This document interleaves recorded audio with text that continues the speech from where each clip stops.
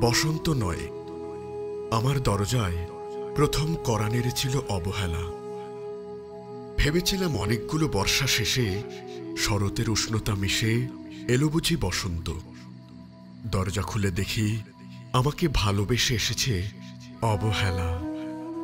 মধ্য দুপুরেই তির্যক রোদের মতো অনেকটা নির্লজ্জভাবে আমাকে আলিঙ্গন করে নিয়েছিল অনাকাঙ্ক্ষিত অবহেলা। আমি চারপাশে তাকিয়ে দেখছিলাম আমার দীনদশায় কারো করুণা বা আরতি পেখম ছড়িয়ে আছে কি না। ছিল না। বৃষ্টিহীন জনপদে খড়খড়ের রোদ যেমন দস্যুর মতো অদমনীয়, তেমনি অবহেলাও আমাকে আগলে রেখেছিল নির্মোহ নিঃসংকোচিত। আমি অবহেলাকে পেছনে ফেলে একবার ভোঁ দৌড় দিয়ে এগিয়ে গিয়েছিলাম।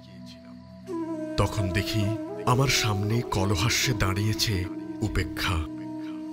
উপেক্ষার সঙ্গেও একবার কানামাছি খেলে এগিয়ে গিয়েছিলাম তোমাদের কোলাহল মুখর আনন্দ সভায়। কি মিলেছিল?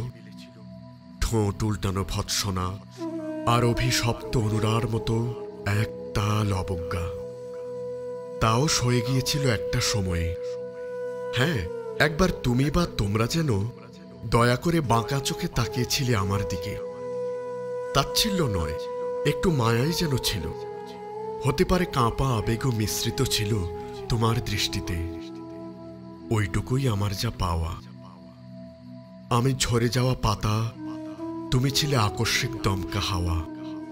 তারপরও অবহেলার চাদর ছাড়িয়ে, উপেক্ষার দেয়াল ডিঙিয়ে ও অবজ্ঞার লাল দাগ মুছে জীবনের কোনো সীমারেখা ভাঙতে পারেনি আমি।